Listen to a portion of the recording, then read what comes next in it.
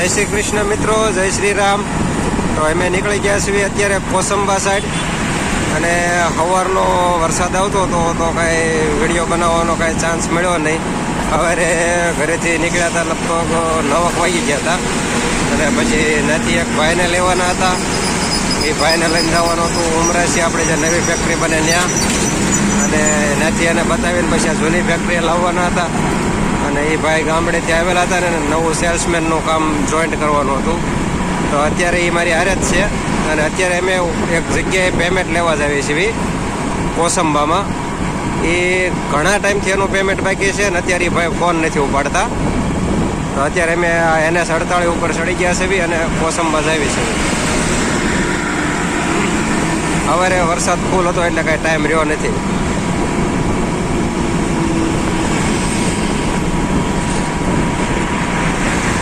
હવે આ ભાઈ રેગ્યુલર આપણે હારે રહેશે, અને આ ભાઈને થોડુંક સલાહ સૂચનથી થોડુંક એને કામમાં સેટ કરવાના છે.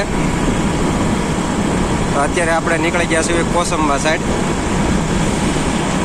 આ રૂટ તો તમે જોયેલો જ હશે કે દર સોમવારે જાઉં છું એ છે.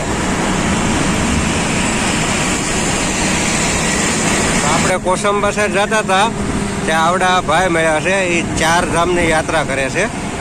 4 ધામની યાત્રા અને 12 જ્યોતિર્લિંગ લખ્યું તો એવું છે. 4 ધામ ज्योतिर्लिंग. कहाँ से हो भैया? बिहार से. कितना सफर तय किया? दिख रहा है मेरे को.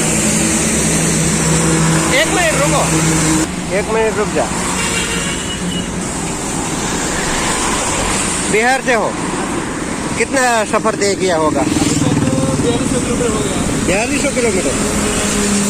कुछ खाना वाना कुछ पानी वगैरह कुछ चाहिए? सब कुछ है. तो मेरा नंबर वगैरह ले ले. कुछ प्रॉब्लम हो तो मेरे को फ़ोन करना. कुछ भी ज़रूरत हो तो फ़ोन करना, ठीक है? ભાઈ 4 ધામની યાત્રા કરે છે. લગભગ 4200 કિલોમીટર જેવું એને કાપી નાખ્યું છે. અને હજી બીજા ઓલામાં તમિલનાડુની સાઈડ જાય છે. એને આપણે મોબાઈલ નંબર આપેલો છે. જો કદાચ આપણે બિહાર જવાનું થાય અને એ વખતે એ ભાઈને આવી જાય તો આપણે એને મળવા જઈશું. વાતચીત કરી છે, નંબર લીધો છે. લગભગ એ જાન્યુઆરીમાં પહોંચવાના છે, અને આપણે જવાનું છે ઓક્ટોબરમાં. કદાચ સેટિંગ થાય ન થાય તો જોઈએ આગળ શું થાય છે. અને એ ભાઈને અત્યારે ખાવાનું પૂછ્યું, પણ એ કંઈક હોટલમાં જમીને આવ્યા કે રમાડી દીધા. પાણી આ તે બધી વસ્તુ પૂછી, અને પ્લસ બીજું એ કીધું છે કે નંબર આપ્યો છે, કાંઈ જરૂર પડે તો ફોન કરજો. કોસંબામાંથી જે ભાઈ પાસેથી પેમેન્ટ લેવાનું હતું એમાંથી લઈ લીધું છે, પણ પૂરું કંઈ આપ્યું નથી. ઘણા ટાઈમથી બાકી હતું. થોડીક લપઝપાઈ થઈ ભાઈ અરે શેઠારે વાત કરાવી, એવા બધા લોચા કર્યા, પણ કાંઈ પૂરું પેમેન્ટ પત્યું નથી. અને હવે નથી નીકળી ગયા છે એ દુકાનથી, અને હવે પછી જાય છે ફેક્ટરી બાજુ. અને અત્યારે આ કોસંબાનો જે બ્રિજ છે ને એ ચડી ગયા છે. જૂના કોસંબા ઉપરથી નવા કોસંબા તો જૂના કોસંબા જોઈન્ટ કરે ને બ્રિજ.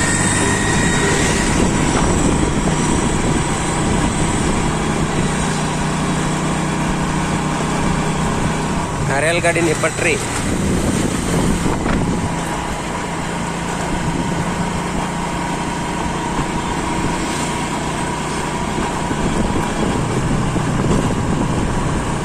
આપણે કોસંબાથી નીકળીને NS48 માંથી ચડી ગયા છે, અને હવે અહીંથી જવાનું છે આપણે ઓફિસે. જે આના થોડાક પૈસા આવ્યા છે એ જમા કરાવી દઈ. જમા કરાવીને પછી નવા રૂટમાં જવું હોય તો એ હવે ત્યાં જઈને ઓફિસે ખબર પડે. કેમ કે આજથી અમે 4 જણા સેલ્સમેન થયા છે. ગોપાલભાઈ અરે ઓલા રેનેશભાઈ ગયા હતા, અને આજે એક નવા ભાઈ આવ્યા છે એ મારી આવ્યા છે. ટોટલ 4 જણા છે. હવે વિચારવી શું કરવું.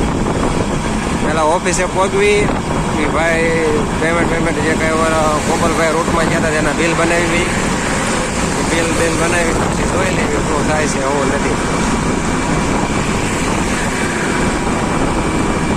અને આજે પેલા બિહારવાળા ભાઈ મળ્યા હતા, એ એ ભાઈ ઠેઠ બિહારથી ને 4 ધામની યાત્રાએ નીકળ્યા છે. હજી આમ તમિલનાડુ બાજુ જાય છે. એ ભાઈને નંબર આપી દીધો છે આપણે. એ ભાઈની યાત્રા કુશળ રહે, બીજું તો શું, એમ કેમ પગી જાય ગુજરાતી ભાષામાં.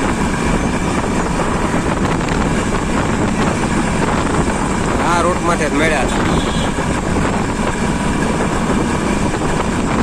અને નવા લોકો હોય લાઈક, શેર અને સબસ્ક્રાઈબ કરજો અને સપોર્ટ કરજો અને વિડીયો એન્ડ સુધી જોજો. તો ઓલા લોકોને ફોન કર્યો હતો, ગોપાલભાઈને, જૈનેશભાઈને. તો એ લોકો આમ ઓલા કીમ તડકેશ્વરના રૂટમાં હતા. એ કીમ તડકેશ્વરનો રૂટ પતાવીને કીમ ચોકડી પહોંચવામાં છે. અને આપણે આઈનભાઈથી કીમ ચોકડી પહોંચશું. તો ત્યાં ભેગા થઈને પછી હારવાર ફેક્ટરીએ જઈ. એ લોકો કંઈક ઓર્ડર લાવ્યા હોય તો એના બિલ બનાવી, પેમેન્ટ લાવ્યા હોય તો જમા કરાવી. અને એ રીતે આપણે આગળ ચાલીએ.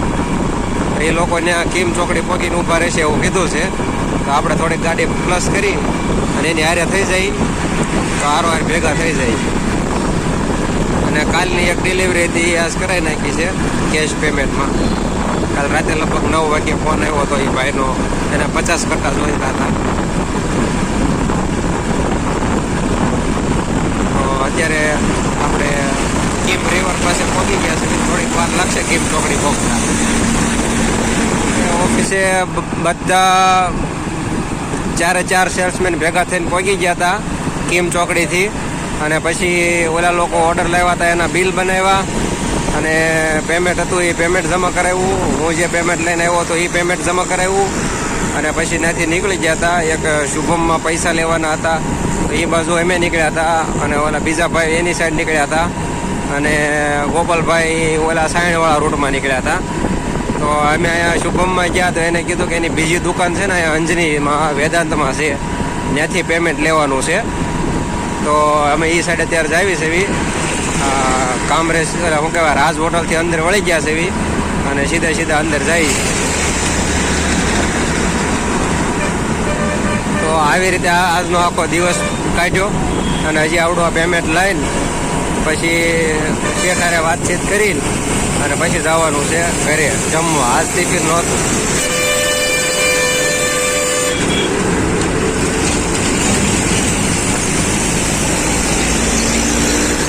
અને આ રૂટમાંથી મારા દીકરા ખટારાવાળા ગાંડા થઈને નાખે. તો કાંઈ વાંધો નહીં. બધાને મિત્રોને જય શ્રી કૃષ્ણ, જય શ્રી રામ. અને બ્લોગનો અહીંયા એન્ડ કરીએ છીએ. અને મળીએ કાલે સવારમાં નવા દિવસ સાથે, નવા બ્લોગ સાથે. તો લાઈક, શેર ને સબસ્ક્રાઈબ કરી દેજો.